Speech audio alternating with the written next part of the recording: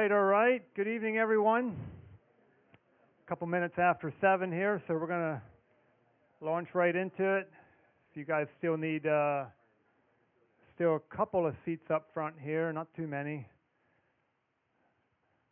Yeah, I guess there's plenty of chairs stacked up in the back if you have more people coming in. So anyway, good evening. Welcome to the June Lancaster Real Estate Investment Meeting. I am your host, Jake Byler, and I look forward to these meetings every month. How many people are here for the very first time tonight? Nice, good handful of you. Thanks for coming out. I think we have a couple guys here all the way from Finger Lakes, New York again, so thanks for making the drive down, guys. That's pretty inspiring. So I'm just going to warn you ahead of time. I'm a little bit foggy-brained and jet-lagged tonight, and I'll tell you why shortly. I'll try not to make excuses, but I really did want to have some better notes and everything ready before I stand in front of you tonight, but I didn't get that done because I had a pretty busy day. Yesterday morning, I woke up in Switzerland and flew to JFK, got into JFK yesterday afternoon from a trip. I was in Israel for about a week and a half, and I'll tell you a little bit more about that shortly. For now, if you're new here, if you are not on our email list and you would like to be added to the email list, there's a table in the back, a paper in the back on the table. You can scan a QR code, sign up for our emails if you would like to. This is simply a group that was formed about 10 years ago, and we love getting together for what I call some combination of education, inspiration, and connection. For me, I've gone to meetings like this ever since I started in real estate, or ever since I went full-time, which is about 14 years ago. And you've heard me say this before, if you've been coming a lot, it's probably the single most important thing that I could point to that has helped me in my investing and business journey. Just getting around people like this on a regular basis has been super, super valuable. I love continuing to do it, and I love providing a space for other people to do it. The meetings are primarily paid for by sponsors. Our sponsors for this year, we have Molly from Lanka Federal Credit Union, Jeff Moeller in the front here, he does some private lending, Joe Liofsky, Compass Property Management, David Wolf, Principal Mortgage Group. Dave has spoke at our meetings a number of times. Chet Lapp, Providence Abstracting Company, and Benuel Esch, he's a local realtor. So those are the guys that are paying for the seats you're sitting in and for the air conditioning to be on. So thanks to our sponsors. So I'm going to tell you a little bit about my last week and a half, hoping I can keep my thoughts together and provide some sort of value, inspiration, thought-provoking content for you guys for a few minutes before we get Eli King up here as our speaker for the evening. So I'm just curious, how many of you have been to Israel? Like 6 or 7 maybe. How many would like to go? You should. And you should probably go now.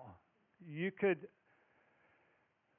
So I kind of got the feeling when I was talking about going, I didn't have anybody tell me this directly, but I kind of got the feeling that some people were like, you know, are you crazy going to Israel now? Like, what a bad time to go to Israel, right?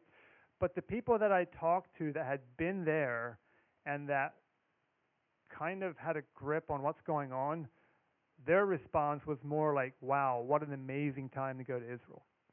It's a time that those people are going through a lot, and they need people, they need support.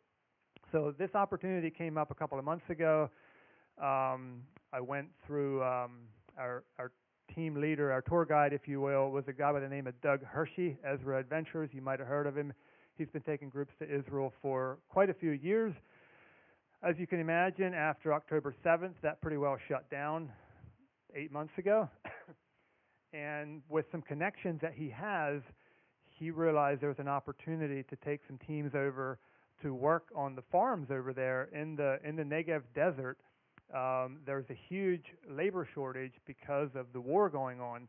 So it's an opportunity to go serve those people in a time that is a really, really difficult time for them. So I signed up for the trip. There was 9 of us that went over. I guess we were only in Israel for a little bit over a week. The first 5 days, so we flew into Tel Aviv, drove south to the very southern. We were like, if you know what the map looks like for Israel, we were about 2 miles from the Gaza border and about 2 miles from Egypt. So we're right down in that southwestern corner. And we drove down the road where a lot of this craziness happened on October 7th. Some of you are probably not familiar with the details. Some of you are probably very familiar with it. I would actually encourage you to study up on it. I think it's important that we're educated on it. So we drove down this road where all this stuff happened on, and we would see the fresh patches of pavement in the road. We saw the junkyard where there was hundreds, maybe at least hundreds of cars that had been burnt and just shot at and everything, and the cars were just stacked on each other. We drove right past the I forget what the place was called where the festival was happening, where a lot of people got murdered and stuff. And so we went down and we worked on a farm for a local farmer for 4.5 days. This guy is actually in the special forces himself, so for quite a few months after October 7th, he was not on his farm. He was in the military. He was in the war. He's now back on his farm trying to catch up. And you know what happens on a farm if nobody's paying attention to it for a bunch of months. There's a lot of catching up to do. So we were able to support him by working with him on his farm. We were working. There's almost constantly, you're hearing explosions in the distance, sometimes pretty loud, sometimes ground shaking. It was day and night. There were, choppers circling around, F-16 bomber planes, bombers, buzz in the sky, sometimes dropping flares. I learned a lot in the last week and a half about how some of that stuff works and why they do what they do and the sequences and stuff. And it was really surreal. And we got to work alongside people that were directly affected by what went on. We were working alongside people that lost friends, lost family members, working alongside people that were in the medical, search and rescue after October 7th. And it rocked me. It was like I still don't even know what to do with it. But you've heard me talk about it before, how when we do things, whatever it might be, I'm just a big fan of doing things that broaden our perspective on life and expand our thinking.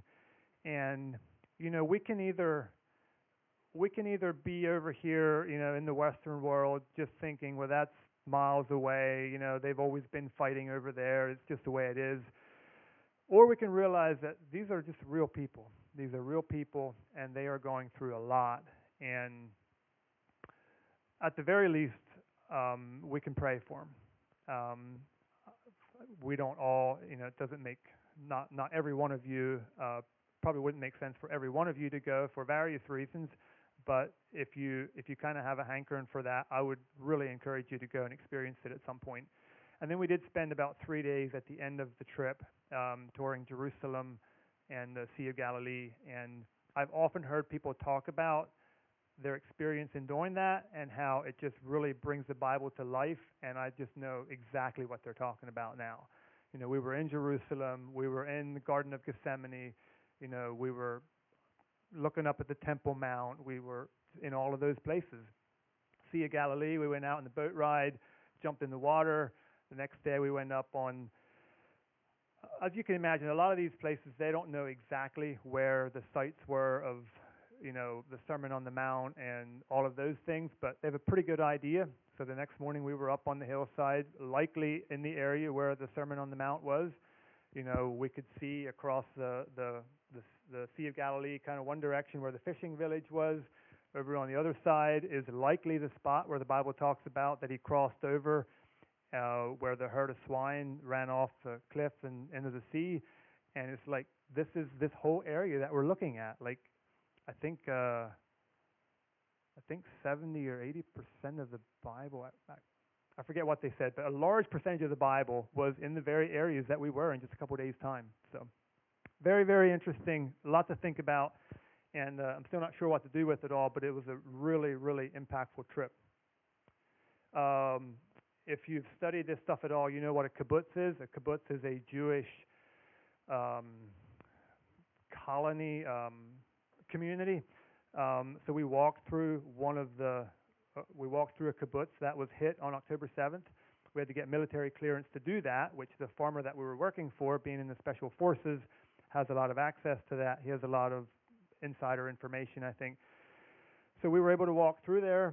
We saw where there's, bullet holes in the walls. We saw where locks had been, shot apart. We saw where they were, burning buildings if people didn't come out. Just unbelievable stuff. And we obviously didn't see anything compared to, what went on there October 7th and in the days following. One of the things that I was just amused by, I didn't even know it works this way. A lot of the explosions that we were hearing, they said, is actually artillery being shot. So we would hear it like to the east or to the southeast of us, and it was literally flying over top of us into Gaza. So we would hear it, and sometimes 10, 20, 30 seconds later, we could hear it exploding on impact at the other end. And it's like, I don't know. It's pretty crazy. So, I know one thing it did. It made a lot of my challenges around here seem pretty minor. And that's part of the reason I'm sharing this. We get pretty comfortable over here, and I didn't study. Many of you in the room probably will know way more about this than I do, as far as a lot of the Bible prophecy, Israel being God's chosen nation, the people of Israel being God's chosen people.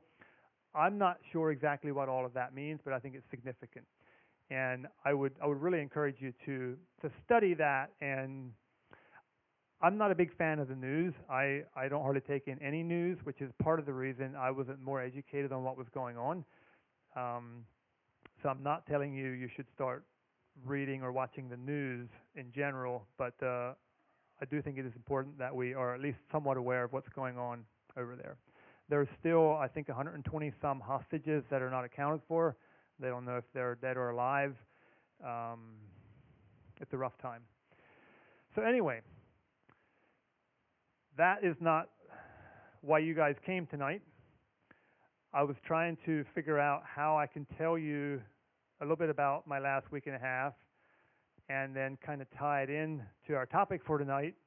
And I realized that I don't think I can, so I'm just going to tell you a little bit about it, and then we're just going to pivot, and we're going to say we're having a real estate meeting tonight. We are super excited to have my good buddy Eli King here. Eli started in this industry, 12 years ago, Eli? Started from 14 years ago, started from pretty humble beginnings. I have known Eli all of that time. We started going to some of the same meetings together when we got into real estate. Eli has done a good bit of speaking for our group and for some other groups, and you're going to be in for some fun tonight. So I don't even know how to properly introduce Eli, but what I'm going to tell you is he's bought probably hundreds of properties. And when he started, I don't mean this to be insulting in any way, but he really did not know what he's doing. He didn't know, he had no idea. Before I go further there, I'm going to say that's only partly true. Because what he did know is he wasn't going to stay stuck where he was. What he did know is he's going to figure it out along the way. And what he knew, he's going to take action and explore the world of real estate and business and figure it out. He knew there was people that went ahead of him and figured it out, and so he knew he can do that as well. And it's one of the things he gets the most excited about to get in front of you guys is to kind of share that and to provide encouragement, to provide inspiration for people that think they don't know what they're doing.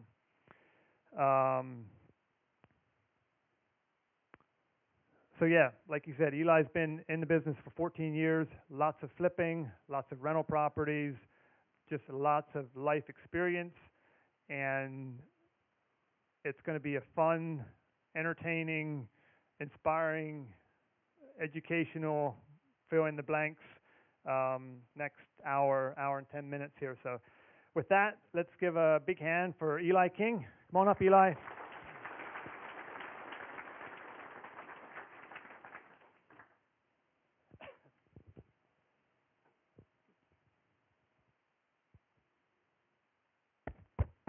Check, check. Are we good on sound back there?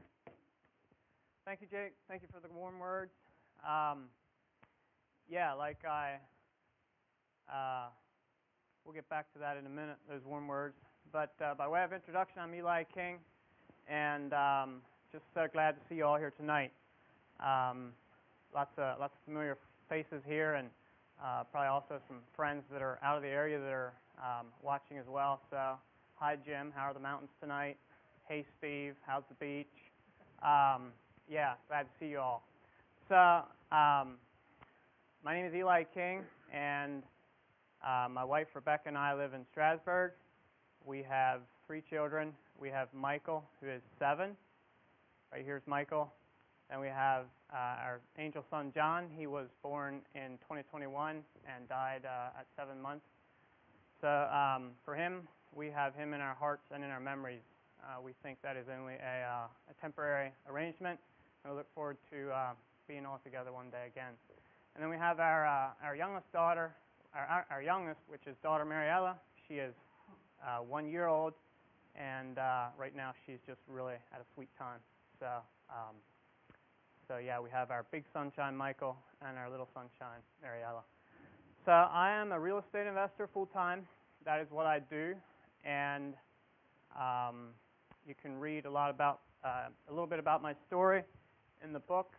They are available back there. This is I only wrote 3 pages of this book, but it's a little bit the same format as Chicken Soup for the Soul, and so yeah, a bunch of short stories there. My story is one of those.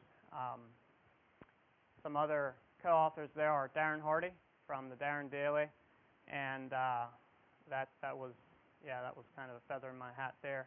It's pretty hard to get to be a co-author with Darren Hardy, and then also Mark Victor Hansen, who, as most of you probably know, helped out with the Chicken Soup for the Soul series.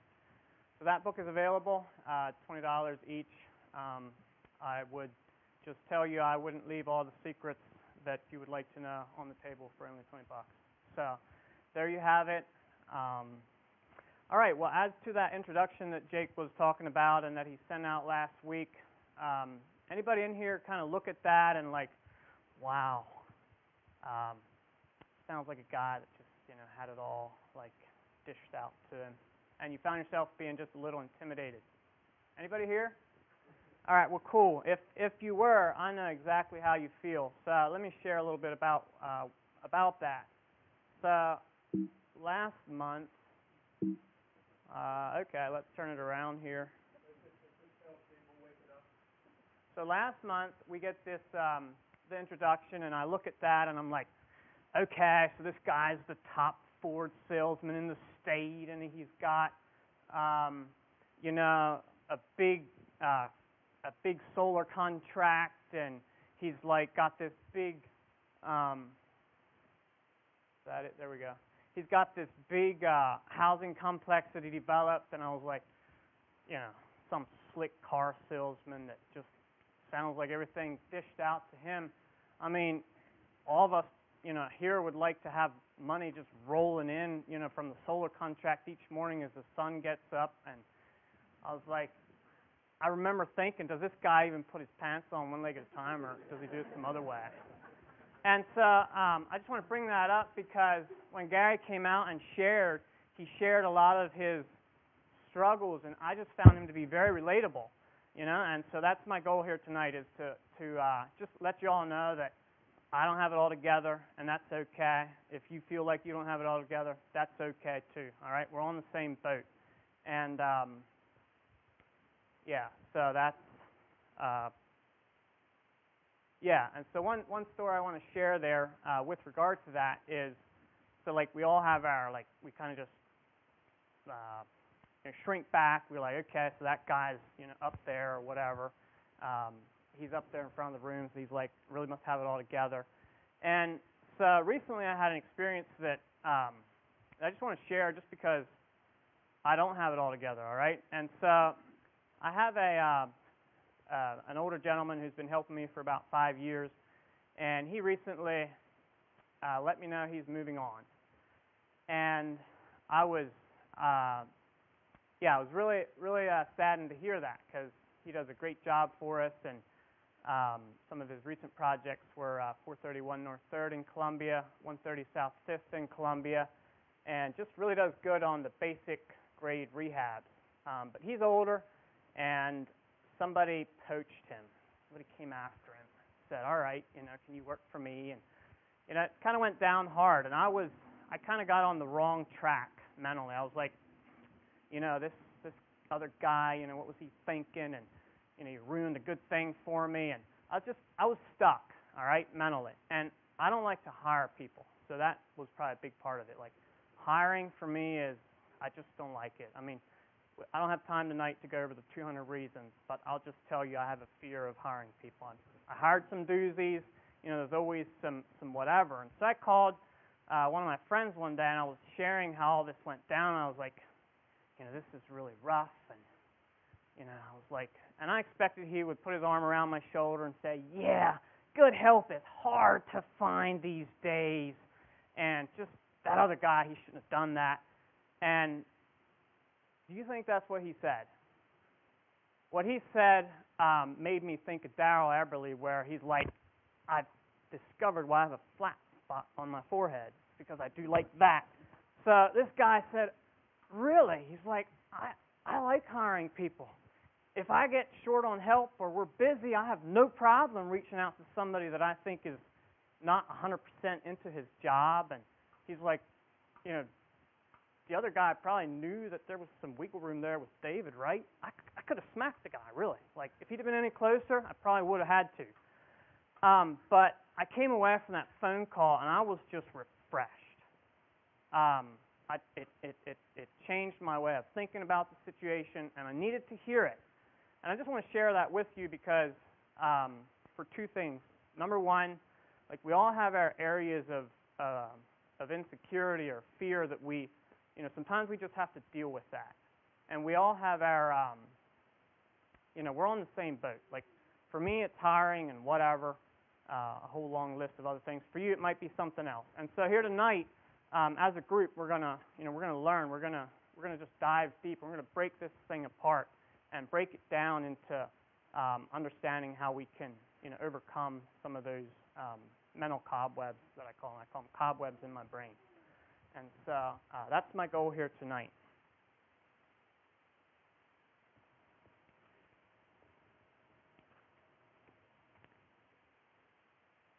And so just want to put out a big thank you to Postal Connections. They are my go-to team for a lot of my printing and packing, and for a low-tech guy like me, they also prepared this presentation. I gave them some scribbles on a piece of paper, and they put this together so you guys have something to look at.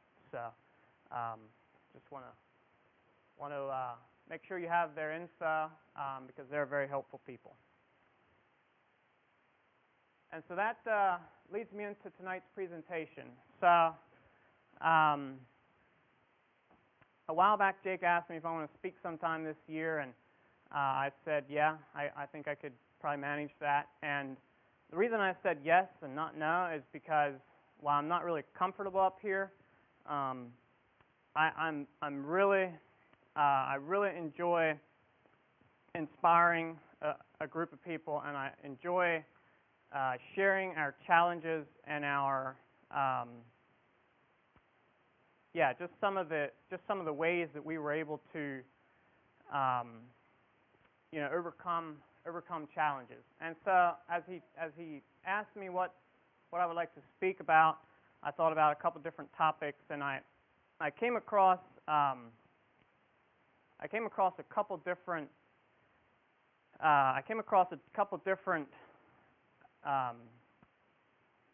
goals that people had accomplished that I was like, that's pretty interesting. Let's hear more about that.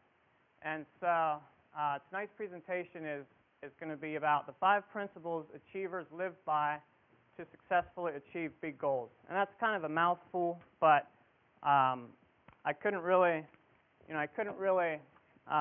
break it down any further. So that's what we're going to be talking about. We're going to be talking about 5 principles that you can use, whether this is investing in real estate, whether this is running a business, whether this is a personal goal such as weight loss or a running goal, and so I'm going to share the inspiration here. So one of the big things about sharing our challenges, sharing our wins, is the ability to move ourselves from being intimidated to being inspired. And what I mean by that is, when I first started with real estate, to me, buying 2 pieces of real estate would have been a big deal. Like, that would have been a big achievement. And the whole idea of owning, say, a larger portfolio than that, or say owning some larger pieces of real estate, it would have been intimidating. And so I just want to share the the inspiration. And so what I found about inspiration is, when I went to a meeting and some investor that was at it for like 30 years, he would share his challenges, he would share his wins, he would share his, all the good stuff that had happened, and I found myself being inspired, like, hey, I can do this. Hey, this is something I can latch onto. I can run with this idea. And as I found myself becoming more inspired, I found myself being less intimidated. And so that's my goal here tonight, is to move us from... We're going to adjust this thing just a little bit. Let's just try that. Keep going. So we're going to try to move ourselves from being intimidated to being inspired. Anybody in for that? All right, great. So now that we're all agreeing to be inspired, let's dig in here.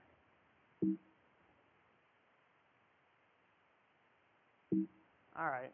So I'm not sure what's going on here, but maybe. All right, I'll let Jake figure that out. But in the meantime, so one of the things that happened recently that I was really inspired about was one day, the 49-year-old guy that I know gets up and he runs a full marathon. A full marathon, 26.2 miles, 49 years old. Wow, how did he do that? Daniel, was that you? Daniel, didn't that hurt? Didn't you know men that are about 50 have other things to do? Well, anyway, I know a little bit about the backstory, but I found that to be super inspirational. Like, at 49 years, I'm not saying running is, it doesn't have to be your thing. If it's not, that's okay. But at 49 years old, I'm just going to tell you, you have to work really, really hard to run a full marathon. And so I thought about some of that, and I was like, well, how did he do it? So that statement there is true. One morning, a 49-year-old man got up and ran his first full marathon. But it's not the full story. I was like, we have to break this down a little bit. How did he get from, 30 pounds overweight? Sorry, Daniel. To running a full marathon, right? You don't just get up one morning and do that. So I was like, all right, let's break this down. And also, so I was talking to my brother David one day about a month ago, and he shared how they had done a sawmill tour. He works in a small sawmill up in Lebanon County, and they do, he said, on a good day about 6,000 board feet, and I think they're a two-man operation, so it's pretty small. And he was sharing how they went to this tour, and they seen a couple sawmills, and he shared how this one sawmill, they were sitting in the cab, and the head sawyer there mentioned how they had just yesterday broken their company record, and they produced 102,000 board feet of lumber. And I don't know much about the sawmill industry, but I will tell you this: 102,000 board feet of lumber is a lot of lumber. I have a feeling with my 24-inch chainsaw, I would be cutting lumber for a long time to come up with that. And my brother David, he was head sawyer in Indiana at I think they have about 20 employees there at a pretty good sized operation, and he just couldn't get done talking about how fun this was to like sit in there and watch this all happen, and he was pretty fired up about it. And I was like, that's pretty fascinating. And for me, it was a bit more fascinating. I know a little bit of the story of this company. I would have known Elam from back in our youth group days. We were in and out a little bit in the youth group days, and would have known Elam quite a bit better than the current generation. But I was like, wow, that's just super amazing. I was like, how did they do that? And so I said, well, let's dig into that. And my good friend Dave On, he is a taxi driver. That's what he does for work. And one day, this 150-pound runner gets up and runs a 6:07 mile. And I don't know if you know anything about running, but running a mile in 6 minutes and 7 seconds is like, that's, you got to hustle, all right? That's hustling right there. And so you might think, okay, well, I know some people that ran, a 4:45 mile. That's cool. But Dave On, only a little over a year ago, weighed 205 pounds, and he couldn't run a mile to save his life, right? So how did he go from 205 pounds to weighing 150 pounds and then running, that kind of speed? And using no drugs. This was all through hard work and diet. So I just looked at that and I was like, well, that's a big deal. I just was really inspired by all of that. And I said, well, let's dig into that. So one morning recently, there was a local real estate investor that got up and he bought his 320th property. And I don't know about you guys, but I've heard good deals are kind of hard to find these days. And I was like, how did he do it? And I've heard people asking often enough, like, how does this guy do it? That I said, well, we could dig into that a little bit. In fact, if you asked him how he would do it, he would probably say, like, I don't know, something like that, or whatever. Like, I was like, surely it's not that simple. Let's dig into this. All right, and so some of you know that I've been on a bit of a running journey, and so where do I want to start with that? I'll start in 2010. I was sitting at my desk paying the bills on a Saturday morning, and this was on Beachdale Road in Birmingham. And I was there paying my bills, and soon my wife and I see she's cleaning, and we see these packs of people running by. And we were like, wow, must be a lot of people out running this morning. And that wasn't totally unusual. We live in Birmingham, that's a tourist town, and so we were like, dude, don't those people have anything better to do? I mean, they just kept coming by. And next thing you know, I was like, all right, that's kind of interesting. So next thing you know, like, look, those people have tags on them. They're like, okay, there must be some kind of event here. And they just keep coming by.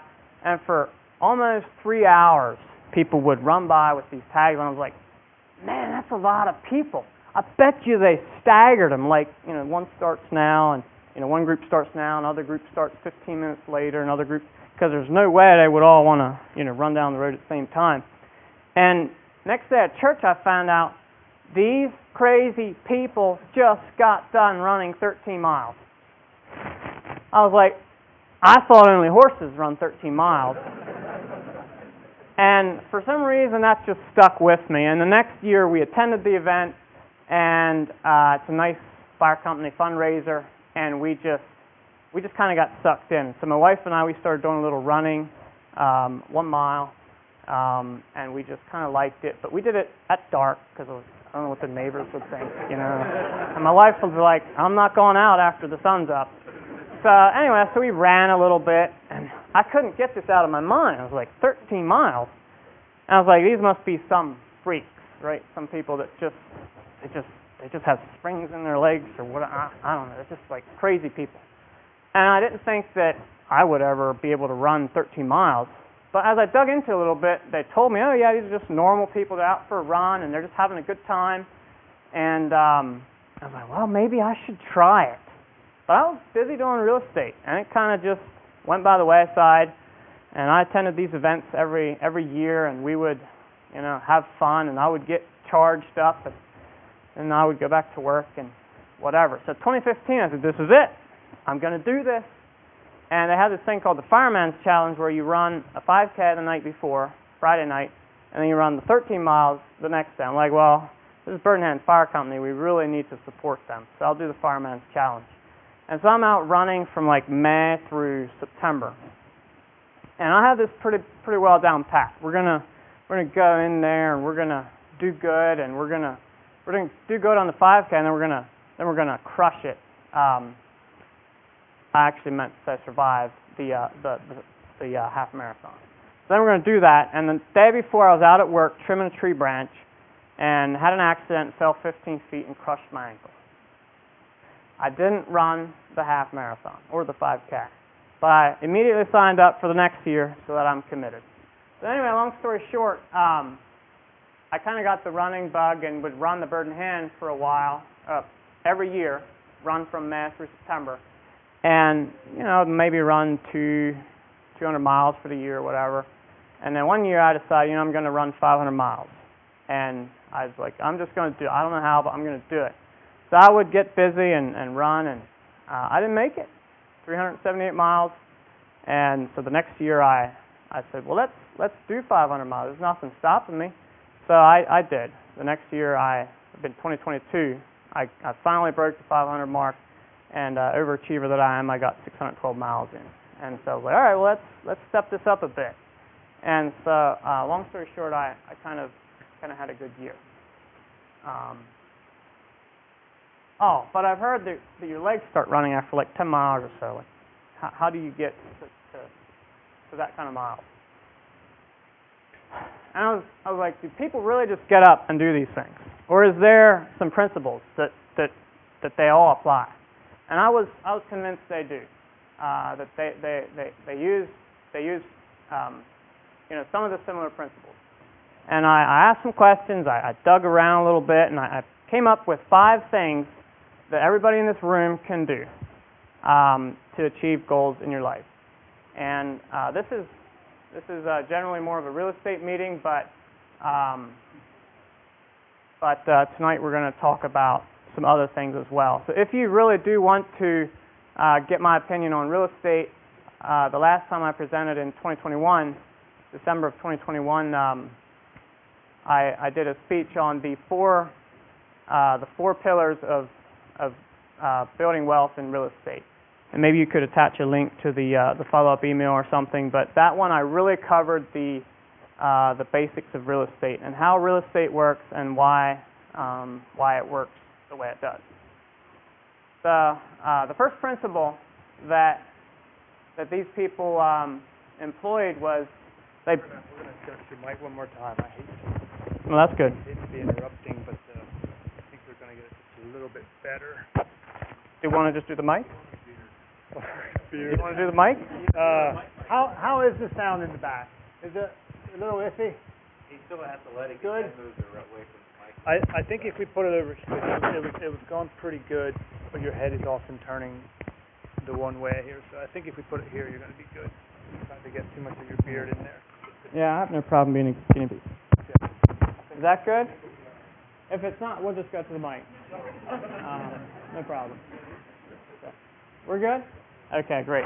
So the first principle is you must believe it to achieve it. Isn't that earth-shattering? Like, if you don't think that you're capable of losing 10 pounds, are you going to work to put in the effort to accomplish that result? I don't know. I don't think so.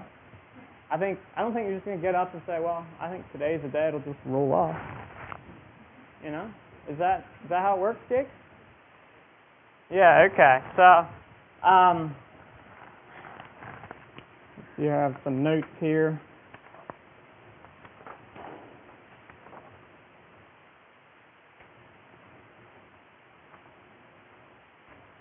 So just some real life examples of this principle. So when I was growing up, we had a lot of challenges financially. So we were always, there's a lot of reasons for that. My parents did the best they could with what they knew. But at the end of the day, being short on money was a big, like, that was just a common thing. It was one of those things, it is what it is. And so I remember, at the end of the month, the milk check would come around, and my parents would sit around the table, and they would have the pile of bills, and they would go through them, and they would be like, this one we'll pay this month, and this one that's just going to have to wait. And I just became convinced that that's not the life I want to have. And so I committed, when I was in my upper teens, I committed to paying my bills on time. And so that was one of the things I was just totally determined that I'm going to do. And so we get married, and we move into our cute little rental in Birmingham.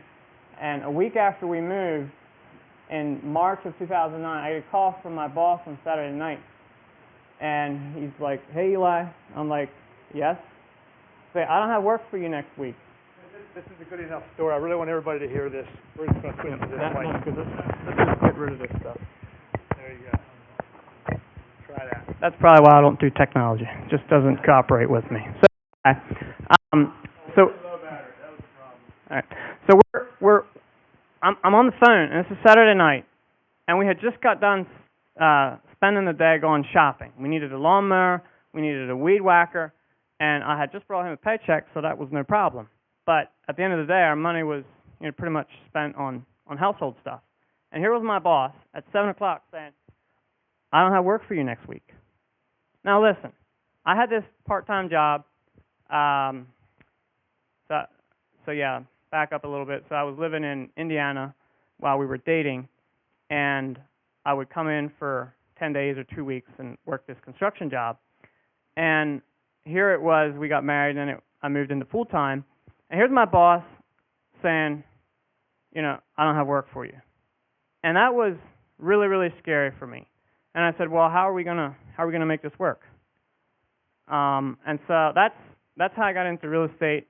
I got laid off from my job, and long story, but that's how I got introduced to real estate.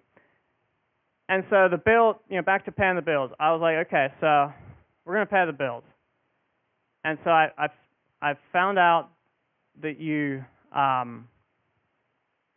so just believing that you can pay your bills was kind of hard to see at the moment, right?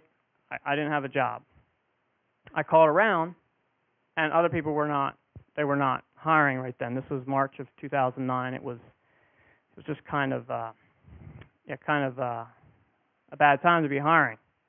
And so there I was, and I was like, okay, so how are we going to do this? But I kept pressing. I was like, okay, so we're going to pay these bills, and once I got that down pat, once I got that figured out, at that point my sights got a little bigger. I was like, okay, so how are we gonna move on from that? And I think an important part of this concept is when you achieve a goal or when you hit a milestone, you ask yourself, what does this victory make possible? And so it's like a stepping stone. So back to Davon, when he was 205 pounds, he didn't have his sights at 150 pounds. Like his sights were quite a bit more modest. Like he wanted to lose 20 pounds. And so as Davon worked it, and he kept like going to the gym and just working hard, like you feel like quitting, but he just worked it. And he got down to 180, and I remember saying, "Hey, Davon, did you lose some weight?" And he's like, "Yeah, I did." He's kind of a shy, more quiet kind of guy. And I was like, "Wow, like you lost 25 pounds." He's like, "Yeah, I'm at 180, and that's just amazing." And next thing you know, I ride with him again, and I'm like, "Davon, you're looking pretty good. Where are you at?" And he's like, I'm at 160. I was like, "You lost 20 pounds in the last 4 months." Yeah, I lost it. I was like, "How did you do that?" And so I think it started with him believing that it could be done. If you don't believe that you're going to be able to buy a piece of real estate, you don't believe that you're going to be able to pay your bills, you're probably not going to put in the effort. And if you're one of those people that wants to lose weight but can't, or one of those people that has trouble with you paying your bills, I'm not knocking that. I'm just saying that that it can be worked on, and it can be figured out.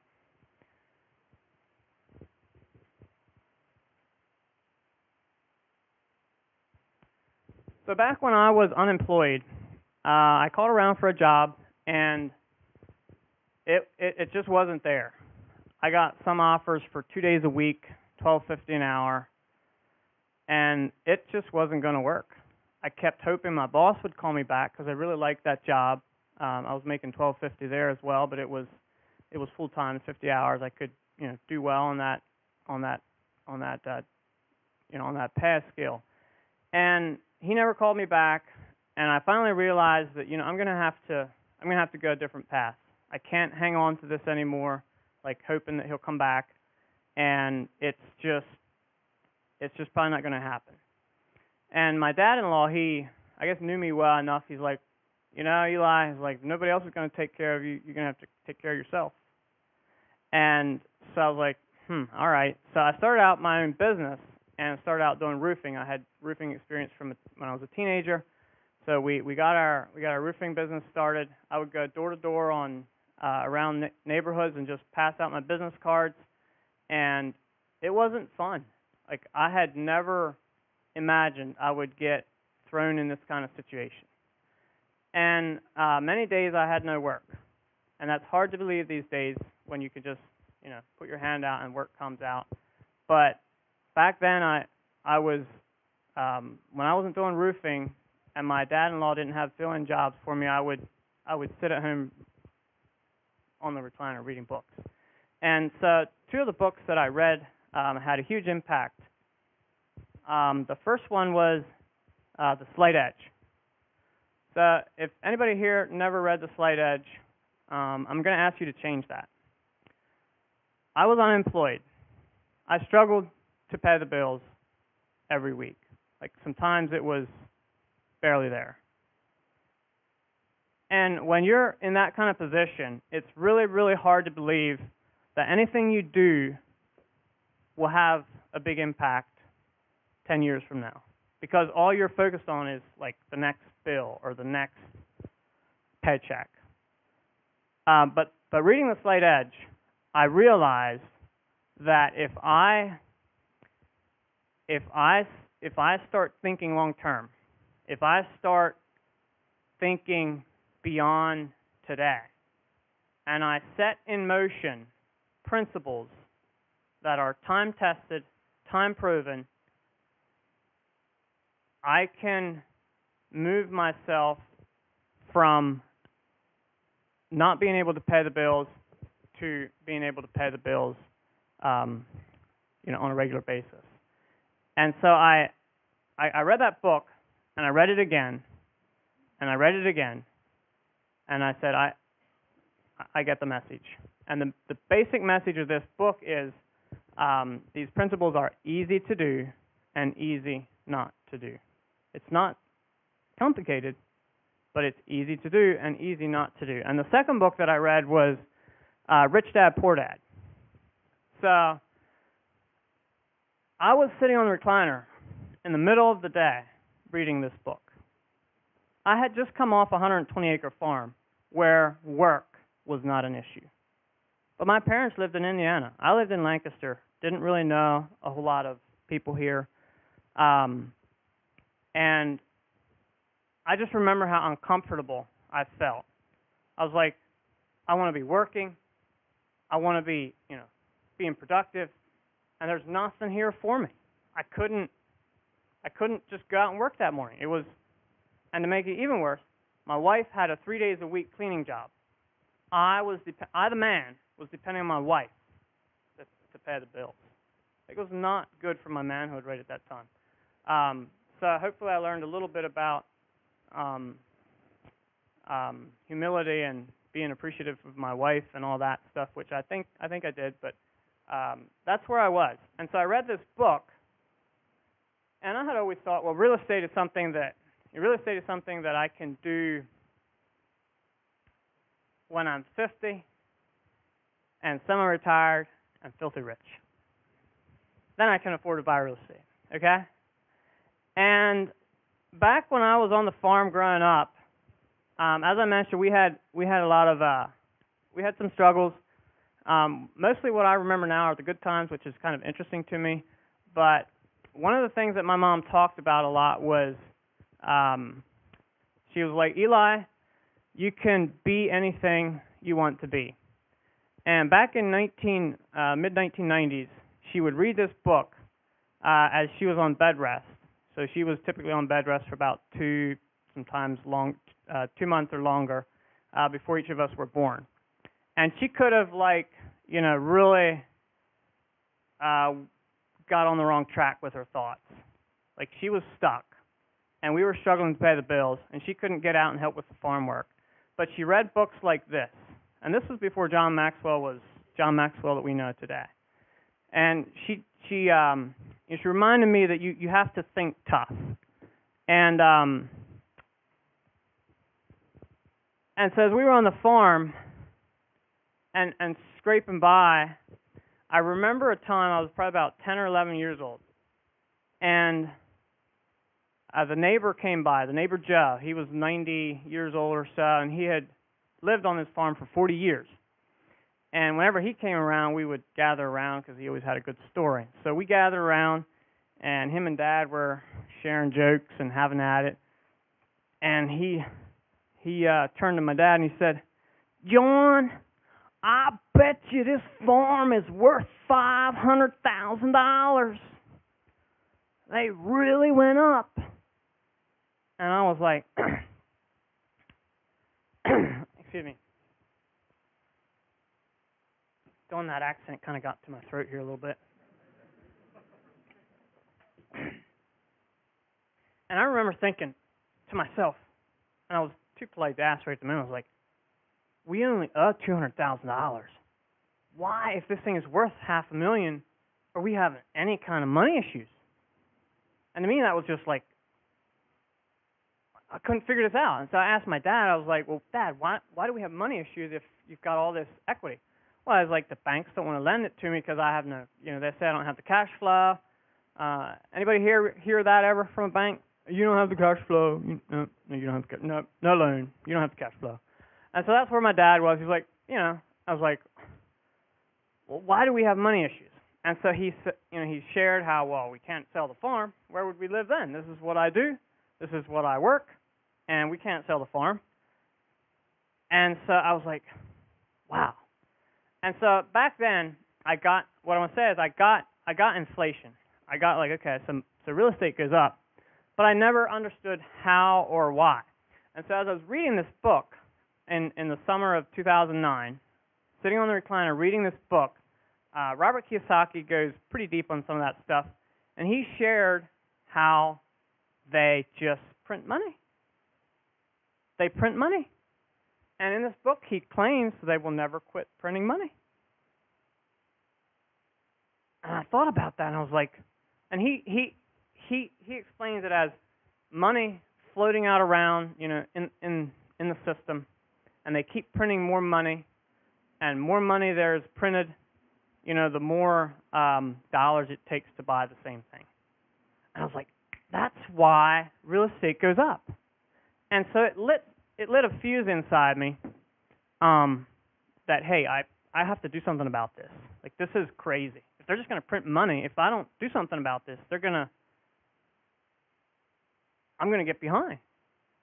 And so the other concept that he taught was you don't need money to buy real estate. And that was a head spinner for me.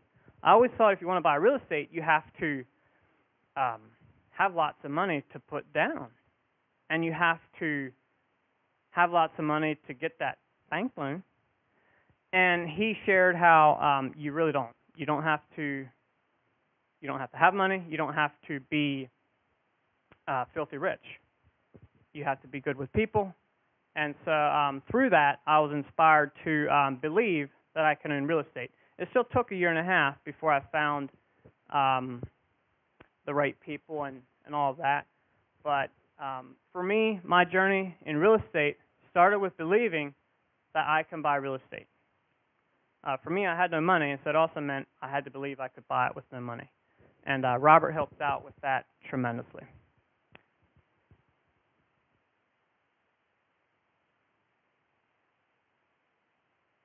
So right along with that, so I struggled with putting this one on there because sometimes I believe things that aren't realistic. Anyone here have that problem?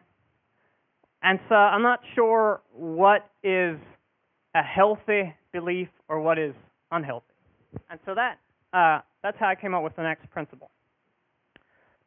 Excuse me. Achievers know their size. And you're like, okay, so yeah, I'm 5'8", so what? You know that, no big deal. What I mean by that is, as I was starting out with real estate, with no money, I didn't try to go out and buy a $500,000 or a $5 million, apartment complex. That was not what I was shooting for. And that was essentially because I know my size. And my size was no money. And another way to think about that is, as I was out running, I got sucked into the same marathon that Daniel did there. He kind of dragged me into it. So as I was out running that marathon, and I worked hard to get ready, and I'm like, okay, let's do this. Does anyone here run full marathons? And you all know that you can run full marathons in under 3 hours, right? And there's people out there that do it on a regular basis. Well, that's not me, all right? That's not me. And so when I was running this full marathon, I was not out there running this full marathon at a sub 3 hour pace. I could have done it for a mile or two and then ruined the rest of the race. But as it was, I knew who I am, and I knew what my capabilities, thought I knew what my capabilities were, and had a great race. I had a really good run, and just knowing that there are people that run under 3 hours didn't take away from the joy that I felt and the sense of achievement that I felt when I crossed the finish line, long after 3 hours, right? And so, so achievers believe it's possible, but then they also know their size, and if they forget their size, they're quick to own the results of their choices. And that is a big, big component to this principle. And I bring that out because I have, wiped out already. Just tried for too much, stretched, and came up with some pretty bad consequences. And so what you have to do is, if you do that, is you have to own the results of your choices. If you like stretch it and you press a little too hard and you basically wipe out, you got to accept that. And so that was me. It was Eli King. It wasn't my shoes, wasn't the weather, wasn't my workers, wasn't whatever, wasn't the banks that don't want to whatever. That was me. And I have a bit of a painful story to share there, and so we're gonna dive right into that. So, before we get into that, I just want to put out there, full disclosure, I love real estate. Does anyone here like real estate? All right, great. So we're all in a good place, and we like real estate, and I like multi-units. That's a brand new 33-unit multi-unit building. It's in Columbia, 4 stories, and the picture's a little bit blurry, but it is a beautiful, beautiful building. And I walked it right after it was built. It was built around, I think, 2022. Does that sound about right? And I work a lot in Columbia, and so I was working, and I would drive by this building, and I was like, wow, that's gorgeous. I'd love to own a building like that, and it's nice. I walked the building. It's really nicely done, nice finishes, nice layouts, and river view. I love the river, and as you're on that 3rd and 4th floor, just out towards that river view, it's just gorgeous. So along with me, who would love to own a brand new building, 33 units, brand new, no maintenance for 10 years? I'm all in, right? Well, okay, cool. So we're all in the same boat, like I mentioned earlier. And let me ask you a different question. How many of you would like to own the building, that building, if you're losing $20,000 a month? Oops, not me. And so the story there is there were investors that bought a 4-unit at that location, tore it down, built this nice big building. Along with that, they were doing multiple other sizable projects. And I don't know their history or their background too well, but what I do know is that by the time this property got built, they were losing $20,000 a month. A couple reasons for that. They had missed the 3.5% interest era. By the time they were done, it was 7.5% or so, and that does a number on a $6 million project, $7 million, whatever it was. And they were rentals, yeah, and they were rented to nice professional working people. They were good tenants, and so that was painful for me to watch because I love these guys' vision. They were extremely ahead of their time. Their big thing was Lancaster County needs more units, higher density, and they were really for that. But what happened ultimately is that they didn't know their size, and so they didn't. Now today, I'm still buying in Columbia. I'm still owning properties in Columbia. They're not that nice, but these people are.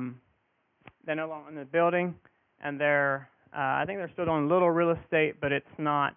They pretty much got wiped out. Is the sad end result there, and that to me was pretty personal because I liked these people. I believed they were super smart, and I believed in their vision of higher density, and to see it unravel like that was pretty painful to me. And so with that is a thought that I came across, and I'm curious on your feedback on that. And I came to the conclusion that doing too much of a good thing can be almost as dangerous as doing the wrong thing. Does that make sense? Like it took me a long time to wrap my head around that. but that's the phrase I came up with. Doing too much of the right thing can be as dangerous as doing the wrong thing. And that's like, okay, so we're doing a good thing here. How can we screw that up, right? And it can happen. And I've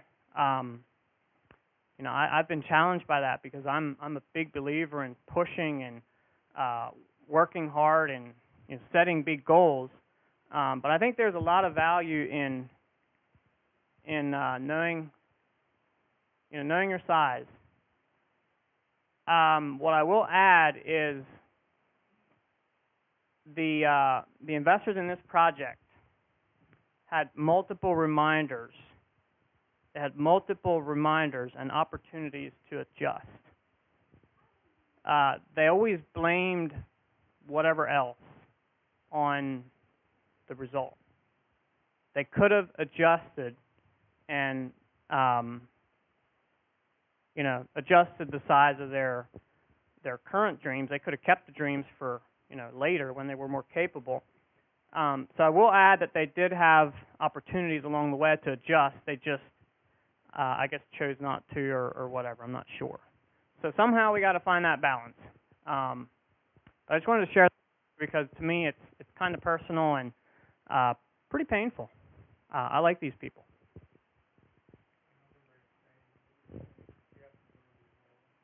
Yeah. Yep.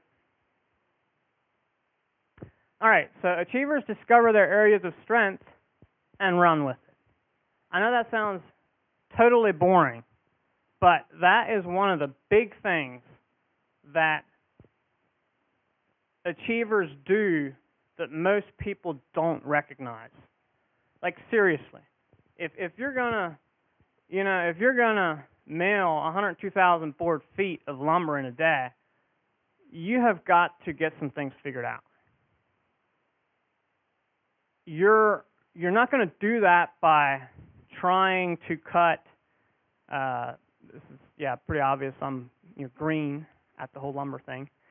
You're not going to get to 102,000 board feet by trying the Wood Miser sawmill, up till 9 o'clock, and then from break till lunch you're going to try the whatever other kind, and then from there we're going to switch from white oak to poplar, and you figure out what you're good at and what you're going to do that day, and then you just do it. And on a personal note, I figured out really quickly that I'm good at single-family houses. I can flip a single-family house in my sleep. I can rent out a single-family house in my sleep. It's what I know, and I got really, really good at single-family houses. And on running, like when I put up my goal of 1,000 miles last year, I was like, wow, that's going to be tough. I run well evenings. Mornings, not my time. They say that, I get up and I run 5 miles and take a shower and I feel so alive. And I'm like, a good cup of coffee and a walk down my drive does the same thing to me. But come evening, I'm ready to run. And when I'm done with a 10-mile run and I take a shower, I go to sleep and I just sleep so good. I don't know if it's something to do with the way my body works, but evening runs is when I'm in my zone. And so when you're going to do 1,000 miles, you're going to have to kind of find that sweet spot. And I found my sweet spot to be in that 8 to 10 mile zone. For 1,000 miles, you got to do 25 miles a week, and that's some miles. You got to stack it up. And I figured out that if I time my runs evenings and run those 8, 10 miles, all you got to do is add a couple 3-mile runs, and you're there. So it's the same way with anything. And people are like, well, how do you run 1,000 miles? And well, I figured out what I was good at, which is 8, 10-mile runs, when I was good at it, and then went from there. So any other thoughts or stories that you guys would have to share about that principle? Is there does any of that make sense? Is that like legit? All right, cool. Any stories? Yeah, sure. You think you know how to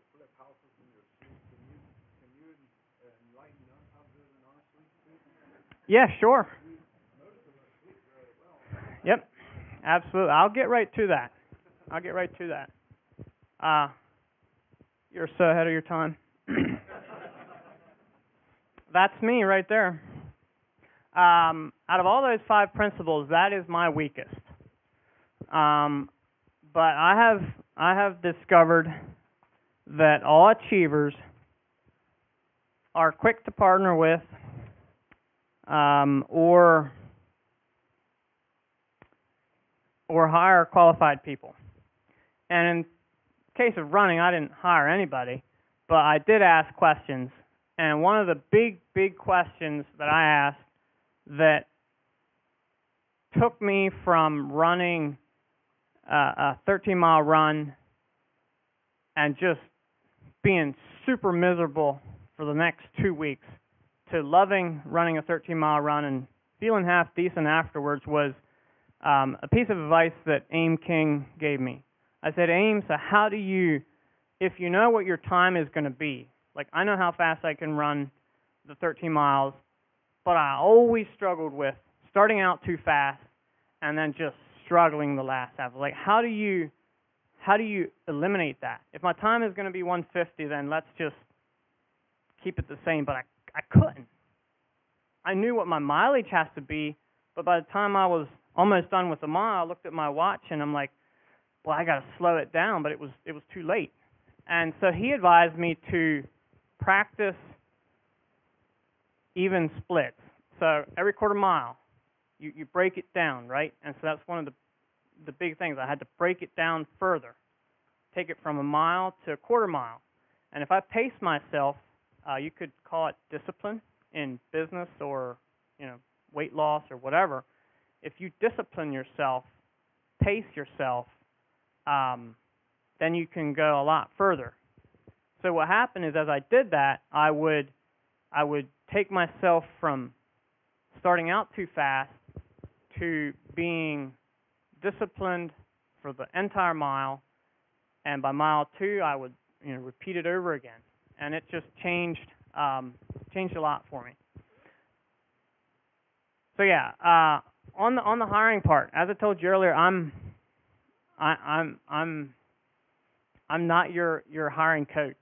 Like, don't ask me how to hire, but I did learn that you do need to do it. You need to figure out who the good people are, and you need to figure out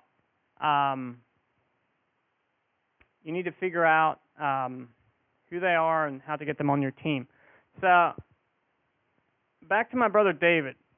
So out in Indiana, he was head sawyer, and I don't know how that works in that cab, but I guess if you're at it long enough, you kind of think like the sawmill, and you know how to work those logs, and he has it, right? In a sawmill cab, he knows how to make it run, and he just loves it. He knows the wood that he's cutting. He loves it. And so what I'm going to tell you is, if you're going to get up in the morning and you want to cut 102,000 board feet of lumber, don't put me in the cab. I don't think you would have good results. Now, if you find someone like my brother David, you're going to be good to go. And for me, I had to learn the hard way.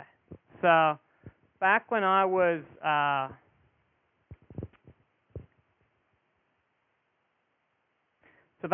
doing rentals, I got up to 55 units that I was self-managing. I would manage everything myself, take the maintenance calls, delegate the responsibility, and also had an assistant who would help out with things. And at 55 units, I said I'm done with that. I got tired of all the details. And about that time, there's a company called Slate House. They came up, and they were going to be the next best thing for the rental market since sliced bread. And I liked the people. I knew the people. I still like the people. But they got into real estate, and they did everything I just said times, 20? Like, they just hit the gas pedal. And within a couple years, they were managing 3,000 units. Does anyone in here manage one rental unit? One? Now, how do you think running 3,000 rental units on a staff that has 5 years or less experience would go? Well, there was always something, right? Every time I would get my statement, I would go down through and call them and, well, I don't know. You're going to have to talk to so-and-so. So they'd transfer me to so-and-so. That's not my department. You have to talk to so-and-so. And like 30 minutes later, I still wouldn't know what's going on, and they didn't either. And that was one thing. And I got kind of, I like Judah, I like Chad, I like Nate, good people, smart people even.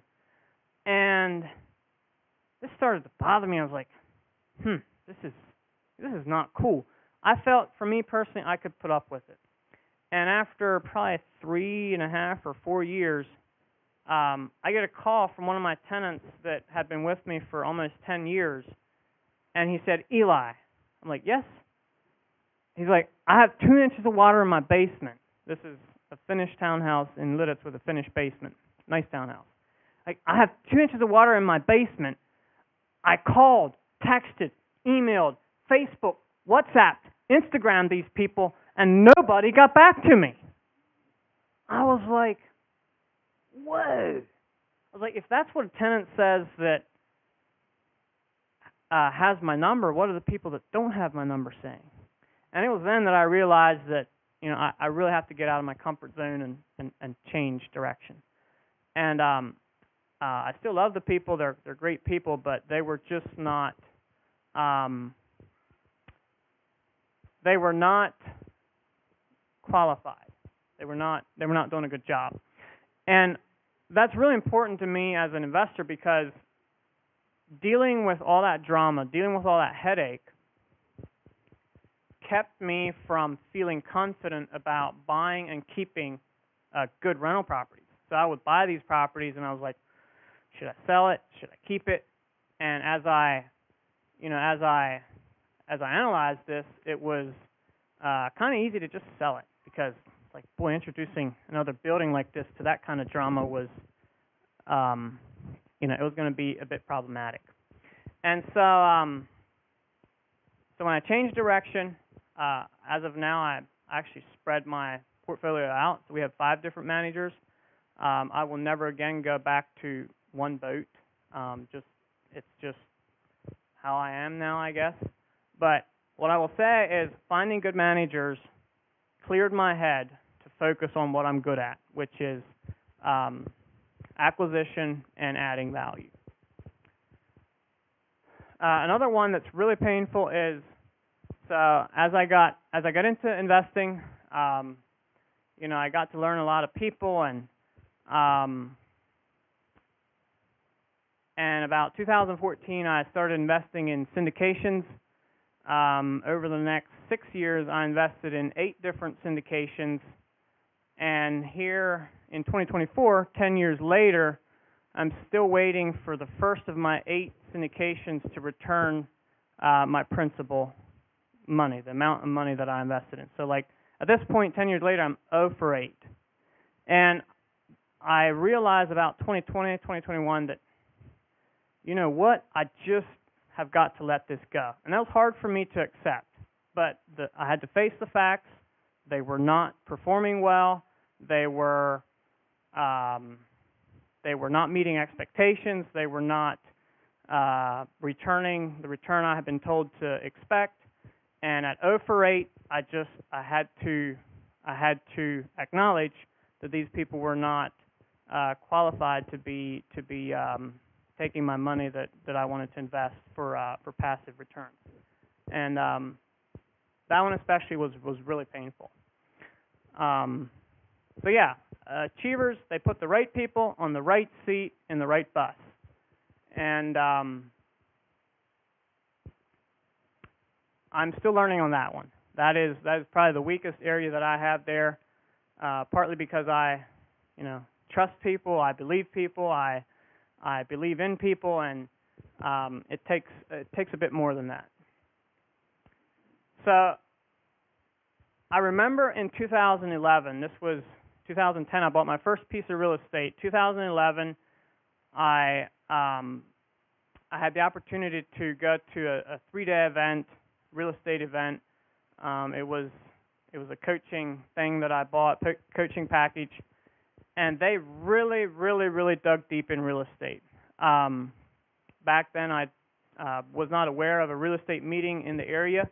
I think the Bible college would have been gone at that time, right?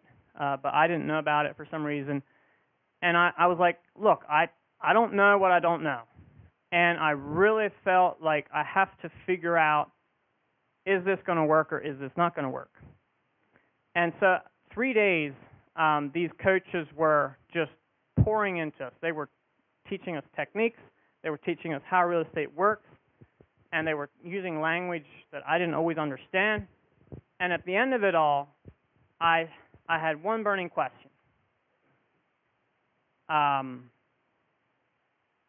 said, I hear the stories, I read the books, I think I see, how it can I think I see how it can work. But I had been flipping for probably about a 3/4 year at that point, and it was like, I'm not seeing much traction. I'm not seeing a whole lot of I'm just not seeing a whole lot of appreciation. And I was like, does it really work? And they said, yes, real estate works if you do this one thing. And so I don't have time here tonight to talk about the 200 other things that achievers are doing to, do their thing and like perfect their skill. We could talk about finding the right, using the right tools. We could talk about knowing how to invest in the right piece of real estate to where they can set up their company. We could talk about how they do marketing, but we have to break this down into 5 principles. And achievers always do this one thing. Are you ready for it? What do you think the fifth thing is that these people do? Yes. They'll be given, all right. They're consistent, all right. They get up and they do it. So they told me. So these coaches told me this. They said, yes, real estate works if you do this one thing. They said, we see people. There was this one lady that said she spent $95,000 on 6 different coaching seminars, but they said she never did it. She never did it. She always kept coming around and like soaking it. Oh, I'm going to do it. Oh, I'm going to take this course and it'll teach me how to do real estate, and then I'll be good to go. They said real estate works if you just do it. And right after that, they showed me something I will never forget. And I'm going to share that with you here tonight. This is the one thing that will separate you from the people that sit on the couch watching other people do things and the people that do things.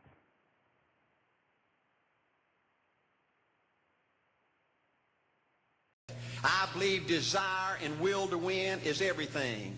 I don't know why I'm like I am, but my butt's always burning. There's always something say, Art, dadgummit, you're supposed to go for it. Art, dadgummit, you're supposed to be somebody. You're supposed to make a difference with your life. What does the $500,000 a year person do? The $50,000 a year person doesn't do.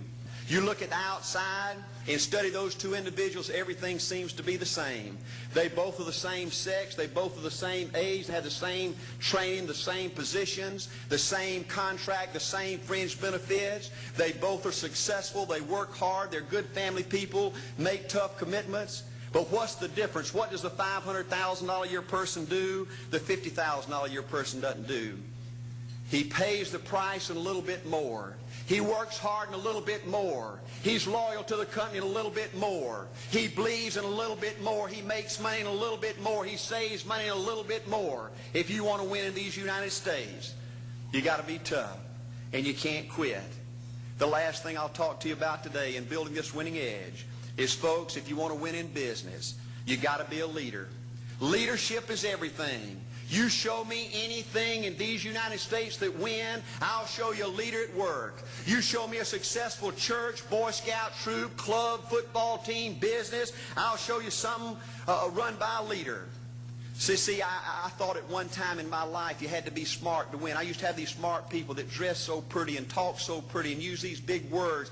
They just intimidated me. And I said, Art, you can't ever be that good. Why don't you just throw in the towel and go on back and coach football for a living? And I found two things out about smart people. I think it's almost impossible for a smart person to win in business in America today. Because I find smart people spend their whole lifetime figuring things out. They're always trying to figure out an easier way and a quicker way. And another thing I found out about smart people is they just don't get around to doing nothing. And see, somebody like Art Williams, everybody said, well, he can't do it. And somebody like that can't do it. But he does it. See, folks, I want you to know almost everybody in America almost does enough to win. They almost get there. They almost are over the hump. They almost have it going. They almost, in everything they do, almost is a way of life to almost everybody in America. But the winners do it. What do? They do whatever it takes to get the job done. They do it, and do it, and do it, and do it, and do it, until the job gets done. And then they talk about how great it is to be somebody they're proud of. We need leaders in America who can do it. If you want to become somebody, do it. If you want to go in business for yourself, do it. If you want to become financially independent, do it.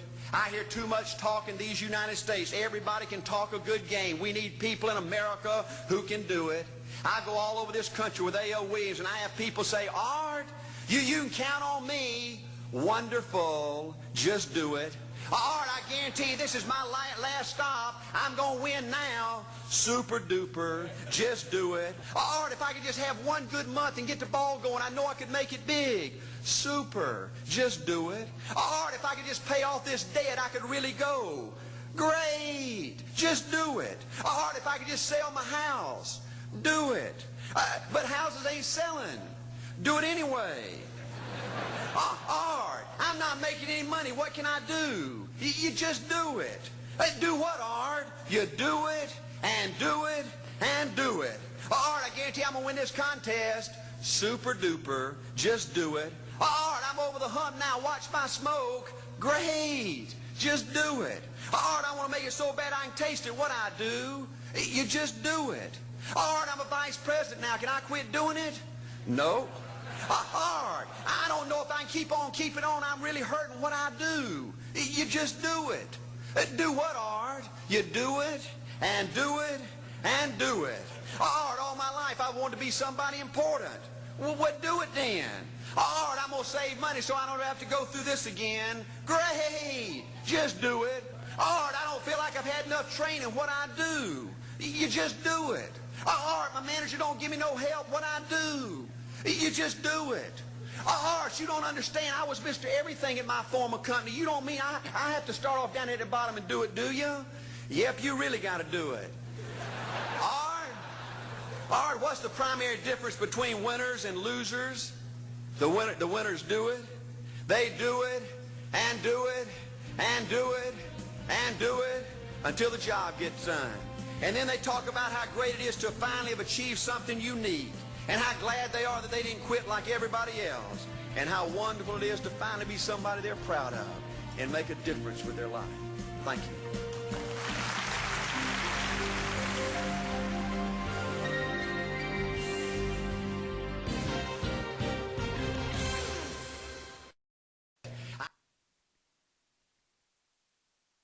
There we go.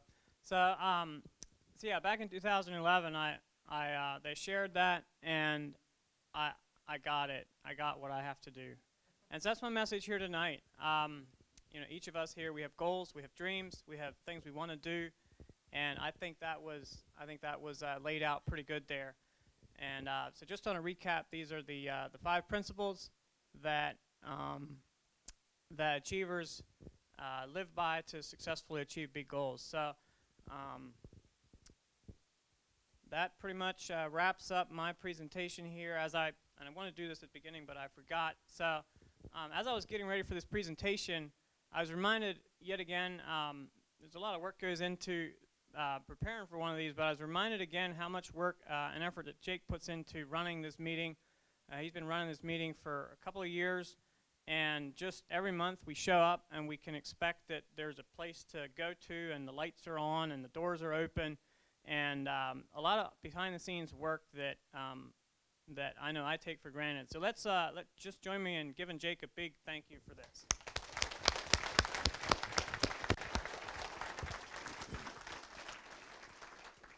So yeah, we're at Q&A now. So are there any questions?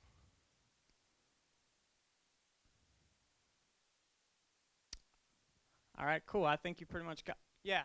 Yes.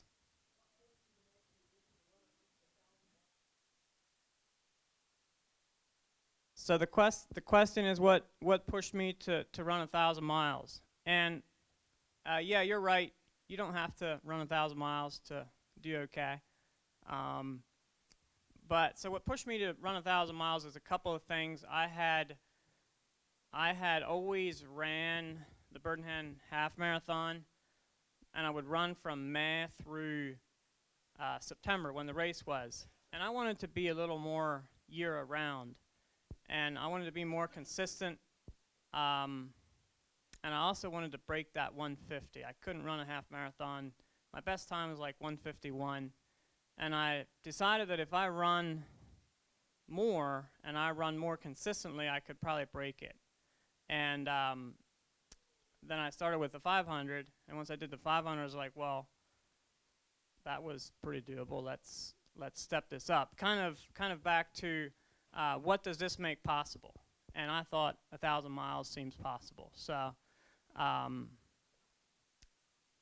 interesting side note, on the 2022 Birmingham Half Marathon, I did break my 150 time. What do you think it might have came in at? 139. So like that's the difference. Like, and I had ran this thing for 6 years, except for 2020. But yeah, 6 years, and I'm the 150 guy, right? The 152 to 155 if I'm having a bad day. And I didn't think that I could do a 139. It just wasn't me. And so that I found that to be pretty interesting and yeah, kind of fascinating. So yeah, and then once I did the 1,000 miles, I was like, all right, well, I think I can handle a full. So that's kind of what turned it into let's do this. And I put it on my bucket list, and I didn't do it, and I didn't do it, and Daniel called me. It's Daniel said, Eli, you need to do this. I was like, yep, it's on my list, yep. And he mentioned it a couple times, and then one morning we were at our monthly breakfast, and he said, hey, Eli, today's the cutoff. If you want your bib packet milled to you, got to sign up today. So we signed up today, and that's how I did that. So, yep.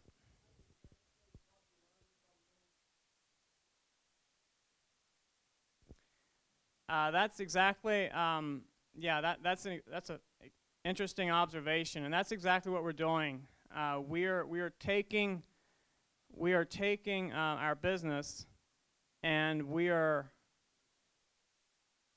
leaning in. We are breaking down the things that look intimidating to me, and I'm breaking it down into smaller bites.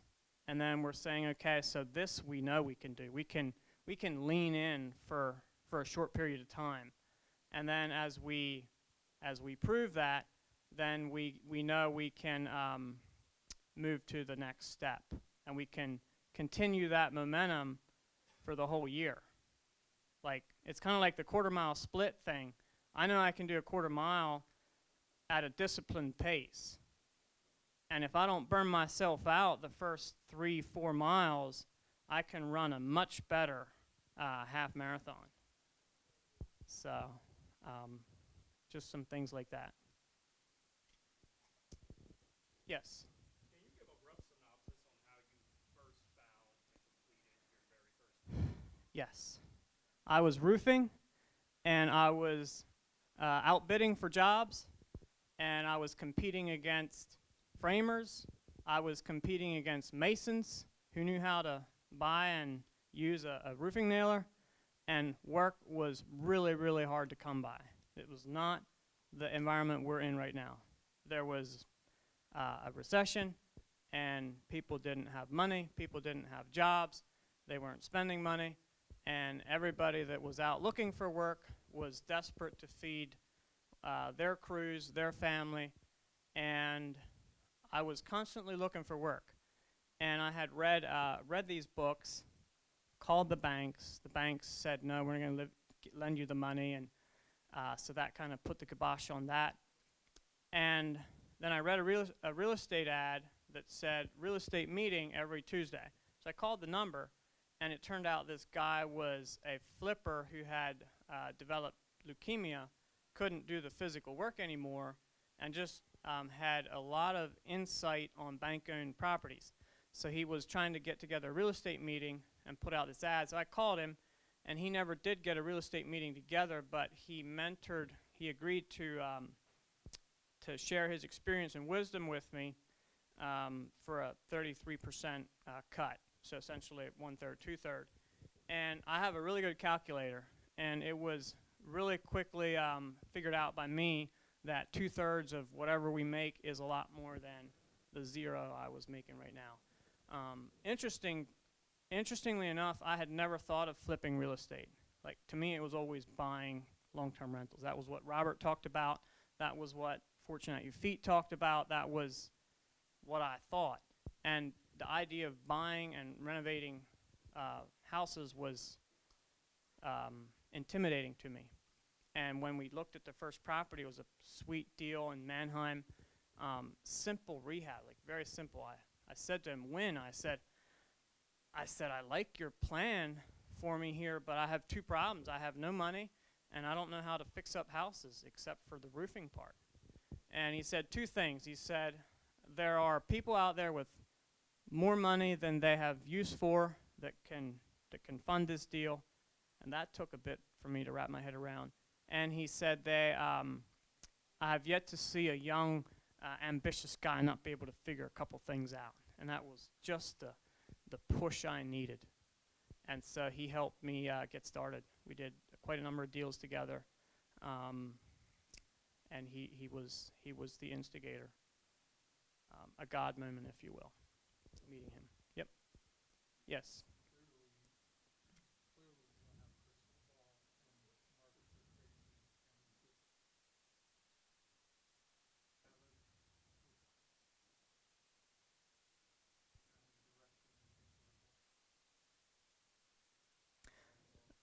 The question is, do I know what we're looking at real estate-wise for the foreseeable future? I don't. I used to play that game. I think I know what I think might happen, but that's all subjective. I mean, just for example, I thought the real estate would be crushed at the end of 2022 when the interest rates rose, and what happened? I mean, multifamily is soft. Multifamily is struggling a bit in some areas, but single-family homes are at record high prices. They're selling slower, but from a price perspective, they are.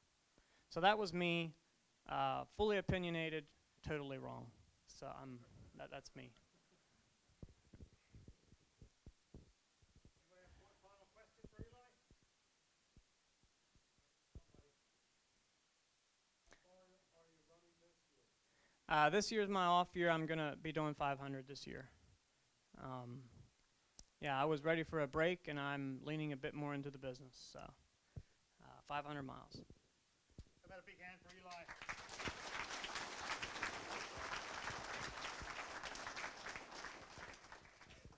Well, very good. That should give you a lot to think about. On the subject of running, so I'll add this just simply in hopes that it could provide some more inspiration if you need it. I have approached running a little bit differently in the last couple of years that Eli has. Some of you know, I had a pretty long running streak going based off of a Darren Daly inspiration back in 2019. I had started running at least a 5K every day, 5 kilometers, 3.1 miles. And I mean, some days it was walking, some days it was, some days I'm on the phone listening to a podcast, whatever. But I would make sure that I at least got the 5K in every day. And I did that for about 4.5 years. As far as I know, I didn't miss a day. And when the Israel trip came up, I said, you know what? I'm not going to put myself under the pressure of having to run 3 miles through airports, which I have done in the past. It's not easy keeping up a streak for 4.5 years. But so when the Israel trip came up, I said, you know what? I'm not going to put myself under that pressure. But you know what that means? That means I'm starting a new streak. So if anybody wants to join me, today is day number 1. If you start tomorrow, that's fine. You're just a day behind me, all right? And maybe for you, maybe it's running a mile a day. Maybe it's walking around the block every day. Maybe it's even something different. Maybe it's a spiritual goal. Maybe it's something that we haven't even talked about. But I think it's good to pick something and kind of have it as a non-negotiable, I'm going to do this. It's just, I think there's a lot of good reasons to do that. So thanks again, Eli. That was some fun stuff. We're going to wrap it up here next month. So as you already know, real estate is a super broad topic. Tonight was Eli King, very local, very hands-on, very practical. Next month, we have a guy coming in that is the CEO of a large REIT, large real estate investment trust. His name is Jason Serrano. He is the CEO of a REIT that manages about $5 billion worth of real estate. I've heard him speak once before. Very, very interesting guy. I mean, it won't even seem like the same topic. It won't even seem like the real estate that Eli usually talks about, but should be some fun stuff. So that's next month. I got to tell you, we're over time here, but I'm going to tell you a real quick story. Usually as I'm wrapping up here, I encourage people to connect with each other. I just believe there's a ton of value in connecting, getting to know people and all of that. And I'll try to keep this in a couple of minutes, but I have a real life story for you, an example of that, of my of the trip to Israel last week. So when we're working on the farm down in the Negev desert, we got to meet a couple, an older couple that was also working there, volunteering. He's been there quite a bit since the war just because he thinks it's important.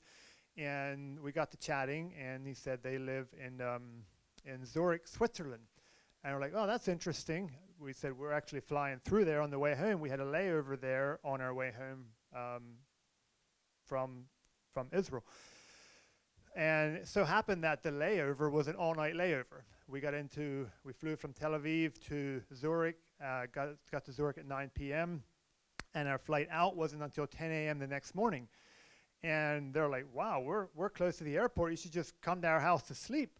We're like, wow, that would be interesting. So long story short, the 9 of us ended up going to this couple's house to sleep. We got there at 10, maybe 11 o'clock at night. They had a big meal ready for us. They had borrowed mattresses and stuff from their neighbors, so they actually have enough of mattresses and stuff for all of us to sleep on. They gave us breakfast the next morning, and it was an incredibly humbling experience, the fact that they provided that level of hospitality. But my point mainly is just, it was a connection. It was a connection that I made in the desert in Israel, someone that lived in Switzerland. We were flying through there.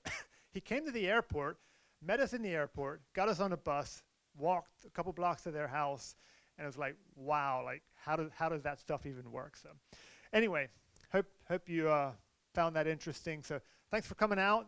See you back here the first Wednesday evening in July.